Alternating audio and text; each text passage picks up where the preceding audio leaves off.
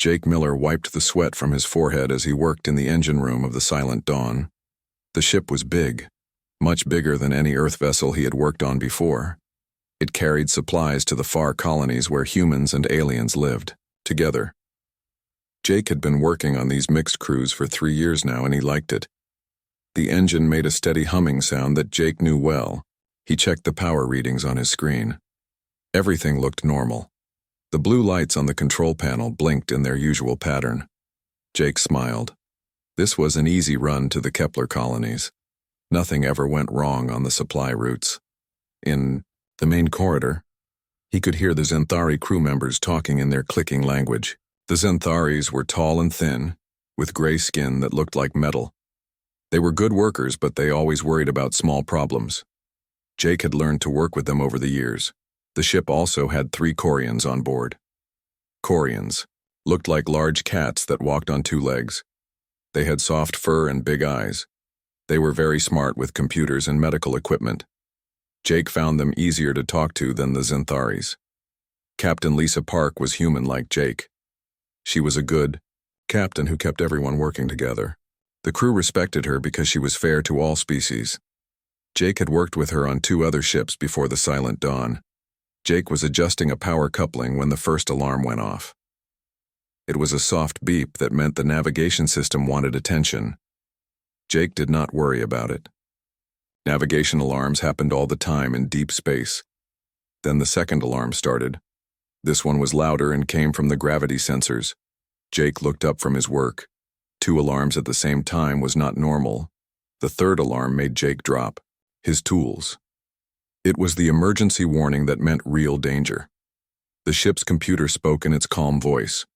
Gravitational anomaly detected. All crew to emergency stations. Jake ran to the engine control center. The screen showed readings he had never seen before. The gravity around the ship was wrong. It was pulling them towards something that should not be there. Space was supposed to be empty in this area. The ship shook hard. Jake grabbed onto a support beam to keep from falling. The lights flickered. He could hear shouting from other parts of the ship. The Zentharis were clicking very fast, which meant they were scared. Jake's hands flew over the engine controls. He tried to give more power to the engines to pull away from whatever was grabbing them. But the readings showed that the gravity was too strong. It was like a huge invisible hand was pulling the Silent Dawn down. The ship shook again, harder this time. Jake heard metal groaning under stress. That was a bad sound. It meant the ship's frame was bending in ways it was not supposed to bend.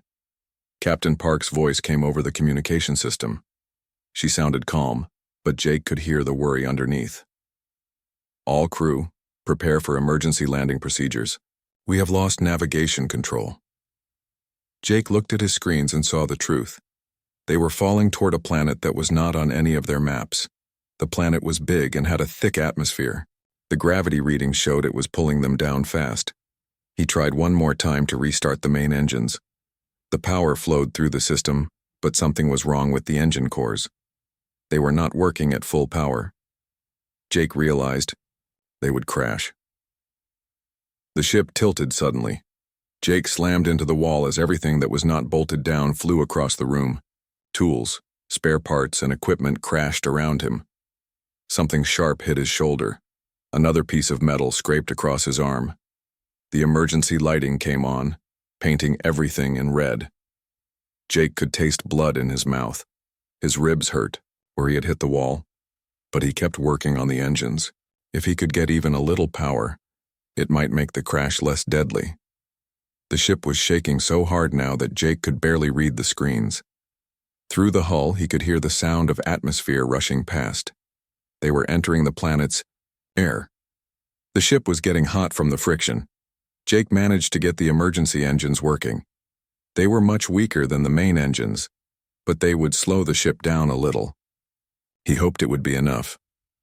The last thing Jake remembered before the crash was the terrible sound of metal tearing. The ship hit something hard. Jake flew through the air and everything went black. When Jake woke up, he was lying in what used to be the engine room. Now it was a mess of twisted metal and broken equipment. Smoke filled the air. He could smell burning plastic and hot metal. Jake sat up slowly. His head hurt, and his vision was blurry. He could feel pain in many places on his body. His left arm had a deep cut that was bleeding. His ribs hurt when he breathed. His shoulder felt wrong, like something was damaged inside. But Jake was alive, and he could move. He stood up carefully and looked around. The engine room was destroyed, but he could see daylight through a big hole in the hull. They had crashed on the planet. Jake heard voices calling from other parts of the ship. Some sounded human. Others were the clicking of Xantharis or the soft calls of Corians. People were alive. That was good. Jake climbed through the wreckage, toward the voices. He had to help the others. His injuries could wait. 3 days had passed since the Silent Dawn crashed on the unknown planet. The crew had worked together to set up a temporary camp near the wreck. Jake had helped move the heavy pieces of equipment and supplies they had saved from the ship. His body still hurt, but he kept working. The planet seemed safe enough. The air was good to breathe, and they had found a fresh water stream nearby. The weather was warm during the day and cool at night. No dangerous animals had appeared yet, though they could hear strange sounds in the distance. Dr. Vexhai, the ship's Xanthari medic, had been busy treating the injured crew members. The doctor was tall and thin like all Xantharis, with long fingers that were perfect for delicate medical work. Vexhai's gray skin had darker patterns that showed the doctor was very experienced. Yil 9, the Corian medical assistant, helped the doctor with the treatments. Yil 9 had golden fur with black spots and large green eyes that could see very well in low light. The Corian was good with the medical scanners and computers. Dr. Vexhai had examined everyone except Jake. Every time the doctor asked Jake to come for a medical check, Jake said he was too busy. There was always something that needed fixing, or moving. The doctor was getting worried about the human. Jake was carrying water containers from the stream when Dr. Vexhai finally cornered him. The doctor's large black eyes looked stern. "Jake Miller, you will come for examination now. No more delays." "I'm fine, Doc," Jake said, setting down the heavy containers. "Just some bruises and cuts. Nothing serious." Yil 9 approached them, holding a medical scanner. The Corian's ears were pointed forward, showing concern. "Jake, we have seen you limping, and your left arm moves strangely. Please let us help you." Jake looked at both medics. He could see they were not going to give up. "Okay, but make it quick. Captain Park wants the communication equipment fixed before dark." They went to the medical tent that Dr. Vexhai had set up using supplies from the ship. Inside, there were several medical devices that had survived the crash. The scanner bed was working, and the diagnostic computer was running on emergency power. "Lie down here," Dr. Vexhai said, pointing to the scanner bed. "Remove your shirt so we can see the injuries." Jake took off his shirt. Both medics stared at him. His chest and arms were covered with bruises in many colors. Some were purple and black, others were yellow and green. There were several cuts, including the deep one on his arm that he had bandaged himself. "This looks very bad," Yil 9 said softly. "Why did you not come to us sooner?" "It looks worse than it is," Jake said. "I've had worse injuries playing football back on Earth." Dr. Vexhai did not understand. "Football is a medical procedure?" "No, it's a sport, a game." Jake lay down on the scanner bed. "Can we get this done? I really do need to fix that radio." The scanner hummed to life. Dr. Vexhai watched the readings appear on the screen. At first, the doctor's expression was concerned. Then it became confused, then alarmed. "Yil 9, look at these readings," Dr. Vexhai said in a tight voice. "Tell me what you see." The Corian looked at the screen and made a sound like a worried cat. "This cannot be correct. The scanner must be broken." Jake raised his head to look at them. "What's wrong?" Dr. Vexhai turned the screen so Jake could see it. The display showed a detailed image of Jake's body with many red areas marking injuries. Numbers scrolled down the side, listing damage that the scanner had found. "According to this device, you have 17 separate injuries," Dr. Vexhai said. 3 of your ribs are cracked. There is a fracture in your left arm bone. Your shoulder has torn muscles. You have damage to your brain from impact. Many deep cuts that should have been treated immediately. Damage to internal organs. Jake looked at the screen and shrugged. That seems about right. I did get thrown around pretty hard during the crash. Both. Medic stared at him. Yield 9's ears were flat against the Korean's head, showing shock. Jake, any one of these injuries would require emergency treatment for a Korean. 3 or 4 together would be life-threatening. For a Zenthari, this level of damage would mean certain death, Dr. Vexhai added. You should be unconscious. You should be in severe pain. You should not be able to walk, much less carry heavy equipment. Jake sat up on the scanner bed. I'm a little sore, he admitted. And my head has been hurting, but it's not that bad. I've felt worse. Dr. Vexhai and Yil 9 looked at each other. They spoke quietly in the medical language that all galactic doctors used. Jake could not understand the words, but he could tell they were very worried. Jake, Dr. Vexhai said finally, we need to treat these injuries immediately. Some of them could kill you if they get worse. Look, I appreciate the concern, but I'm fine, Jake said, putting his shirt back on. My body knows how to fix itself. Give it a few days and most of this will be healed. The doctor made a clicking sound that meant disagreement. Zenthari bodies take months to heal from injuries like these. Korean bodies take even longer. Your species cannot be so different. Jake stood up and stretched carefully. His ribs complained, but the pain was manageable. Humans heal pretty fast and we're tougher than we look. But the scanner shows brain damage, Yil 9 said. You could collapse at any moment. It's just a concussion. I've had a few of those before. Jake headed for the tent exit. Really, I'll be okay. If I start feeling worse, I'll come back. After Jake left, Dr. Vexhai and Yil 9 stared at the scanner readings. The computer was still showing 17 different injuries, each one serious, enough to hospitalize any known species. The scanner must be wrong, Yil 9 said. No living being could function with these injuries. Dr. Vexhai was not so sure. The doctor had noticed that Jake moved differently than other humans. His reflexes were faster. His strength was greater. During the rescue work, Jake had lifted pieces of metal that should have required 3 crew members. Perhaps, Dr. Vexhai said slowly, we do not understand human biology as well as we thought. Outside the tent, Jake was already back to work on the communication equipment. He moved carefully because of his ribs, but he was focused on the task. To him, the injuries were just a minor problem that would solve itself in time. The medics watched him work and wondered if their medical training had prepared them for humans at all. A week had passed since Dr. Vexhai discovered Jake's 17 injuries. The Zenthari doctor had been watching the human carefully, expecting him to collapse or show signs of serious illness. Instead, Jake seemed to be getting better each day. Every morning, Jake woke up early and started working on camp improvements. He had built a better shelter for the food supplies, fixed the water filtration system, and repaired 3 more pieces of salvaged equipment. His movements were becoming smoother and less careful. Dr. Vexhai could not understand it. The scanner still showed most of Jake's injuries, but they appeared to be healing at an impossible rate. The cracked ribs were already showing new bone growth. The deep cuts were closing and forming scars. Even the brain damage seemed to be getting better. Yil 9 was equally confused. The Korean had run diagnostic tests on all their medical equipment to make sure it was working correctly. Everything checked out perfectly. The scanners were accurate.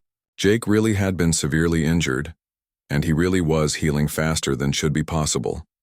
Captain Lisa Park had noticed the medics watching Jake. She found Dr. Vexhai in the medical tent, studying human medical files on the computer. There a problem with Jake? Captain Park asked. Dr. Vexhai looked up from the screen. Captain, I am trying to understand human healing abilities. Your crew member Jake has injuries that would kill most species, but he acts as if nothing is wrong. How bad are his injuries?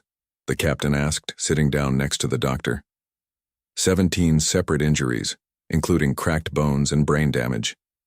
Any Zenthari with these injuries would be dead. Any Korean would be in critical condition. For months. Dr. Vexhai showed the captain the scanner results. But Jake carries heavy equipment and works 12-hour days. Captain Park looked at the medical readings.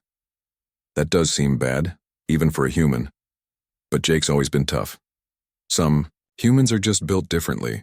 Built differently how? Dr. Vexhai asked. Captain Park thought for a moment. Humans evolved on a dangerous planet.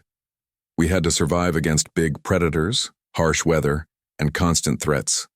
The weak ones did not live long enough to have children. Only the strongest and toughest humans survived to pass on their genes. This information interested Dr. Vexhai greatly. The doctor called up more files about Earth and human evolution. What the doctor found was shocking. Earth was classified as a death world in the galactic databases. The planet had extreme weather, dangerous animals, poisonous plants, and natural disasters. Most galactic species would not be able to survive on Earth's surface for more than a few hours without protective equipment. Dr. Vexhai learned that humans regularly survived injuries that would be fatal to other species. They could function with broken bones, continue working with severe blood loss, and recover from brain damage that would leave other beings permanently disabled. The doctor also discovered that human pain tolerance was far beyond what other species considered normal. What humans called minor pain would send most aliens to the hospital. What humans called serious pain would knock other species unconscious. Dr. Vexhai shared this information with Yil 9. The Quarian was amazed and a little frightened. No. Wonder Jake acts like his injuries are not serious, Yil 9 said. To him, they really are minor problems. The medics decided to observe Jake more carefully. They watched him work and took notes on everything he did. What they saw changed their understanding of humans completely. Jake lifted heavy metal beams that would require machinery for other species to move. When a sharp piece of metal cut his hand, he wrapped it in cloth and kept working.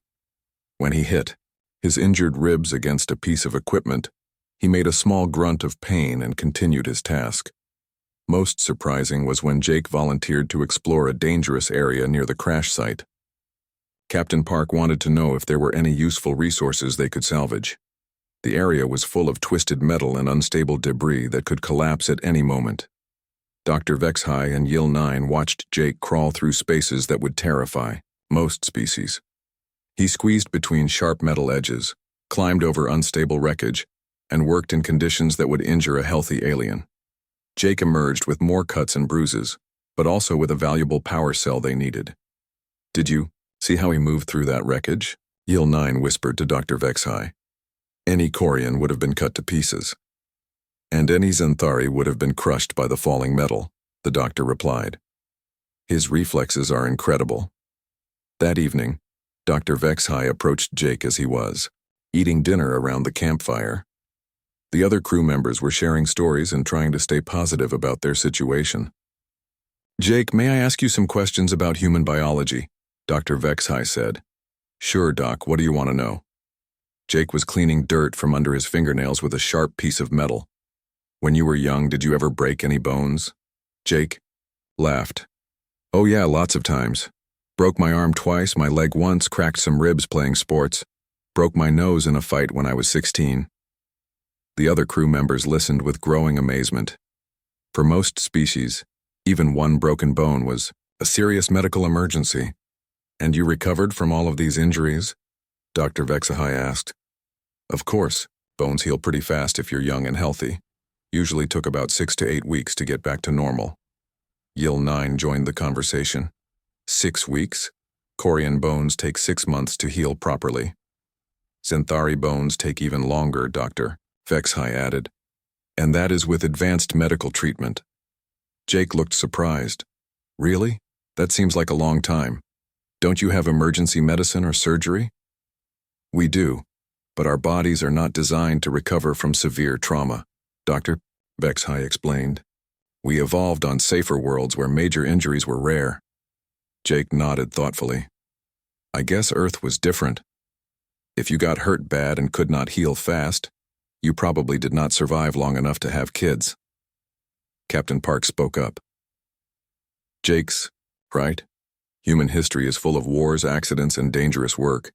We had to adapt to survive that kind of life. Dr. Vexhai was beginning to understand. Humans were not just another intelligent species. They were biological survivors from one of the most dangerous planets in the galaxy. Their bodies were designed to take damage and keep functioning. This explained why humans were so successful as explorers, soldiers, and workers in dangerous jobs throughout galactic space. They could survive in conditions that would kill other species. As the campfire burned down, Dr. Vexhai looked at Jake with new respect. The human was not being careless about his injuries. He was simply operating within the normal limits of his species' incredible durability. The doctor realized that the 17 injuries that had seemed so serious were actually minor problems for a human. Jake's casual attitude made perfect sense now. 2 weeks had passed since the crash, and the crew had settled into a routine on the strange planet. They had built better shelters, established a reliable food and water supply, and set up a communication beacon that they hoped would attract rescue ships. Jake's injuries were healing well, though Dr. Vexhai still worried about him. The planet seemed peaceful during the day. They had seen small animals that looked like six-legged rabbits and flying creatures that resembled colorful birds. The plants were safe to touch, and some even provided fruit that tasted good to both humans and aliens. But at night, things were different. Strange howls echoed from the dark forests around their camp. Sometimes they saw glowing eyes watching them from the shadows. Captain Park had ordered guards to watch the camp during the dark hours, but so far nothing had approached them. On the 15th night, that changed. Jake was on guard duty with Zektar, one of the Zenthari crew members. They sat by a small fire at the edge of camp, listening to the night sounds and checking their equipment. Jake's body had healed enough that he could move normally, though his ribs still ached when he stretched. Zektar was nervous. The Zenthari's large eyes were perfect for seeing in the dark, and those eyes kept moving as they scanned the forest. "Something is different tonight," Zektar whispered. "The normal night sounds have stopped." Jake listened carefully. Zektar was right. The forest was too quiet. No howls, no rustling in the bushes, no calls from the night birds. Even the insects had gone silent. "Maybe they are just sleeping," Jake said, but he was also getting worried. He had learned to trust the aliens' better senses. If Zektar thought something was wrong, it probably was. A branch snapped somewhere in the darkness. Both guards turned toward the sound. Jake picked up his makeshift spear, which was a sharp piece of metal tied to a long pole. Zektar held a stunner that they had saved from the ship. More sounds came from the forest. Not just one animal, but several. They were moving through the bushes, getting closer to the camp. In the firelight, Jake could see Zektar's skin turning a darker gray, which meant the Zenthari was very afraid. "Should we wake the others?" Zektar asked. Before Jake could answer, the first creature stepped into the light. It was like nothing Jake had ever seen. The animal was as big as a bear, but it walked on 6 legs that ended in sharp claws. Its head was long and narrow, filled with teeth that gleamed in the firelight. The creature's skin looked like black leather, and its eyes glowed red in the darkness. 2 more creatures appeared behind the first one, then 3 more. They formed a circle around the camp, moving with the patience of experienced hunters. "Wake everyone up," Jake said quietly. "Do it slowly so you do not startle them." Zektar moved toward the nearest shelter while Jake kept watch on the creatures. They were clearly intelligent. They knew that the fire was dangerous to them, so they stayed just outside the light. But they were not leaving. They were waiting for something. Captain Park was the first to wake up. She took one look at the situation and began waking the other crew members. Within minutes, everyone was awake and armed with whatever weapons they had been able to make. Dr. Vexhai and Yil 9 stood close together, both medics too frightened to speak. The Corian's fur was standing up all over Yil 9's body. The Zentharis were clicking softly, which was how they showed extreme fear. "There are too many of them to fight," Captain Park said, "and we do not know how strong or fast they are." The creatures seemed to understand that the camp was now awake and alert. They began to move closer, testing the humans and aliens to see how they would react. One of the beasts took a step into the firelight, showing its full size. It was even bigger than Jake had thought. "They are waiting for the fire to die down," Captain Park realized. "When it gets dark, they will attack." Jake looked at their small fire. It would not last much longer without more wood. But getting wood meant going into the darkness where the creatures were waiting. "I can get more wood," Jake said. "There is a pile of broken branches about 20 meters from here." "That is too dangerous," Dr. Vexhai said. "Those creatures will kill you." "Maybe. But if the fire goes out, they will kill all of us," Jake replied. He picked up his spear and a burning stick from the fire. "I am faster than I look." Before anyone could stop him, Jake ran into the darkness. The creatures reacted immediately. 3 of them charged toward Jake, moving much faster than he had expected. Their claws made terrible scratching sounds on the rocky ground. Jake reached the woodpile just as the first creature got to him. He swung his burning stick at its face, making it step back and snarl. But the second creature attacked from his side, and its claws raked across Jake's back, tearing through his shirt and into his skin. The pain was sharp and hot, but Jake had felt worse. He grabbed as much wood as he could carry and ran back toward the camp. The creatures followed him, snapping at his legs and trying to knock him down.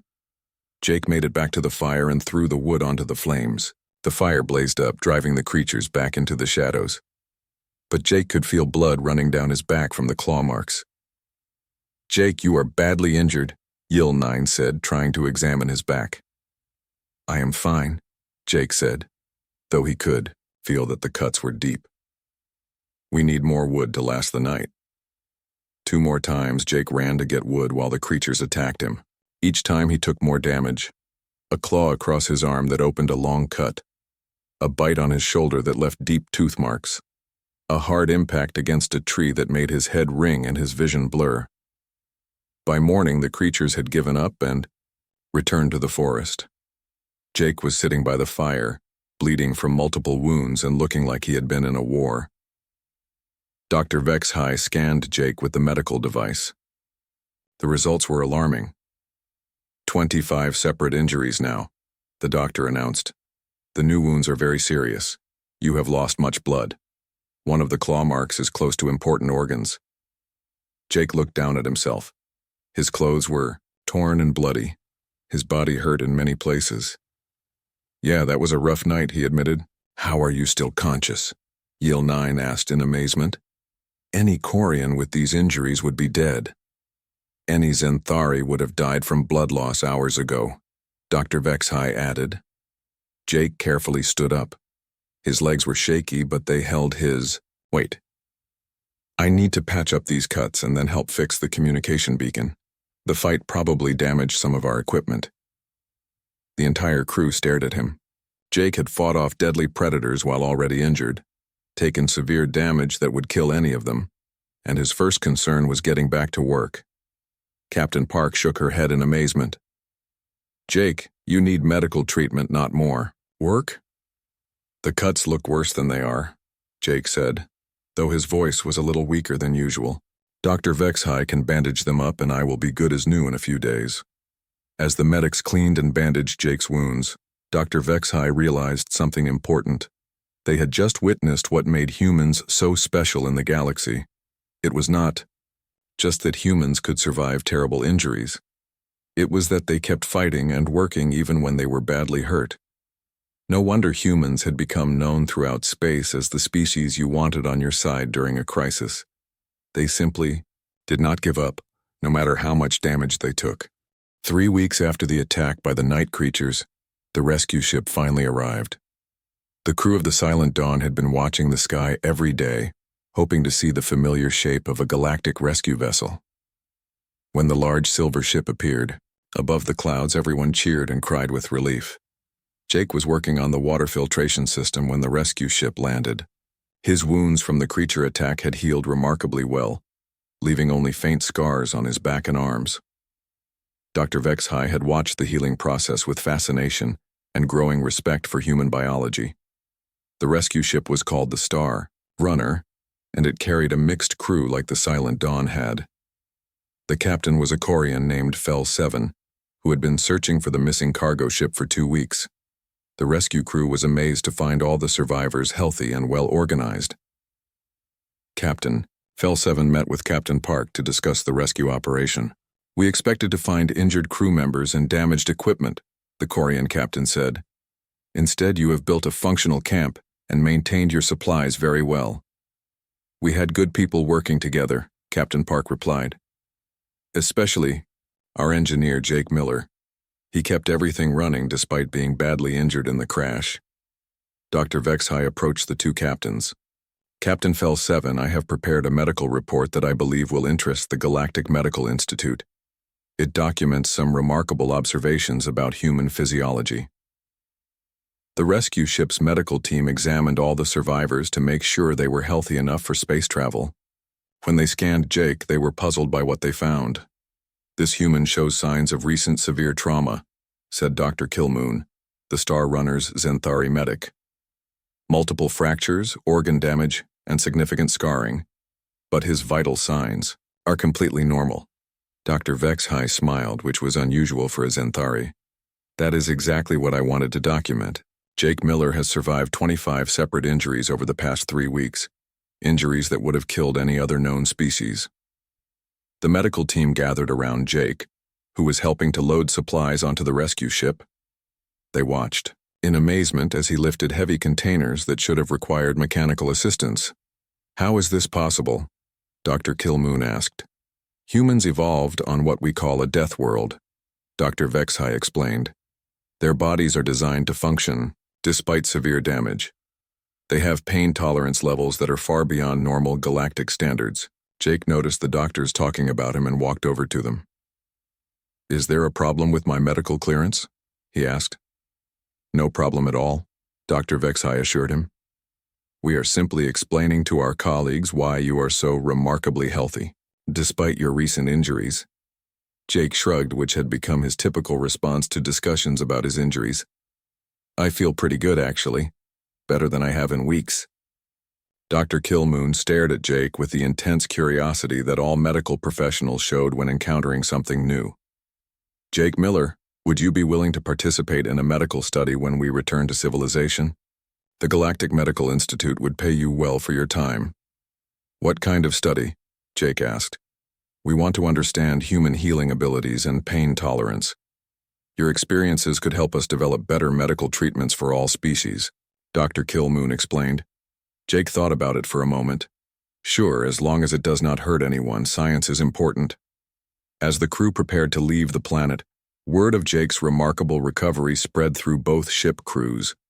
The aliens looked at him with a mixture of awe and slight nervousness. They had always known that humans were tough, but Jake had shown them exactly how tough humans could be. Yil 9 approached Jake as he was packing his few belongings. Jake, I wanted to thank you for protecting us during the creature attack. You saved all our lives. Anyone would have done the same thing, Jake replied. No, Yil 9 said firmly. Any other species would have died trying. Only a human could have survived what you survived and kept fighting. The journey back to civilized space took 5 days. During that time, Jake became something of a celebrity on the rescue ship. Crew members would find excuses to walk past him and watch him work. They had heard the stories about the crash, the 17 injuries, and the night creature attack, but seeing Jake healthy and active made the stories seem almost impossible to believe. Dr. Vexhai spent the journey writing a comprehensive medical report. The document detailed every injury Jake had sustained, how quickly he had healed, and how he had continued to function throughout his recovery. The report would later become required reading at medical schools throughout the galaxy. On the 3rd day of the journey, Jake was eating lunch in the ship's dining area when a young Zenthari crew member approached him nervously. Excuse me, Jake. Miller, the young alien said. I have heard the stories about your injuries. Is it true that humans can survive damage that would kill other species? Jake looked around the dining room and realized that everyone was listening to his answer. I guess so, he said. I mean, I do not have anything to compare it to. But yeah, humans are pretty tough. Are all humans like you? Another crew member asked. Jake laughed. I am nothing special. There are humans who are much tougher than me. Soldiers, athletes, people who work dangerous jobs. They get hurt worse than I did and bounce back even faster. The aliens exchanged amazed looks.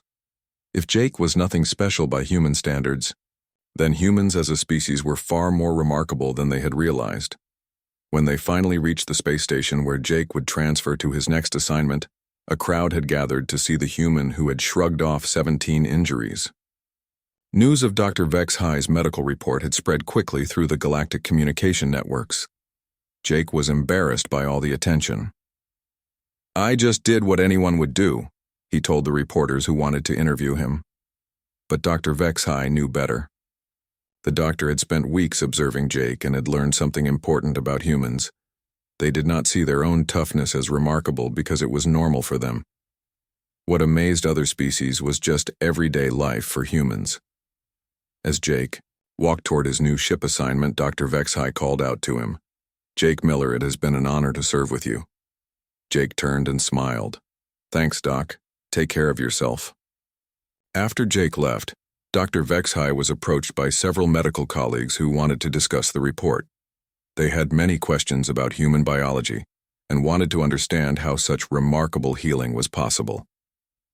The most important thing to understand, Dr. Vex High told them, is that Jake Miller did not think his injuries were serious. To him, 25 injuries was just a difficult week. That tells us more about humans than any medical scan could. Meanwhile, Jake had reached his new ship, the Deep Explorer, where he was assigned as head engineer. The crew had already heard about his reputation. As he introduced himself to his new colleagues, Jake noticed they were looking at him with a mixture of respect and curiosity. The ship's captain, a Korean named Tel 4, welcomed Jake aboard. "We are honored to have the famous human engineer on our crew," the captain said. Jake sighed. "I am just a regular engineer who had some bad luck with a crash landing. I hope the stories have not been exaggerated too much." "Perhaps, Captain," Tel 4 said with a smile.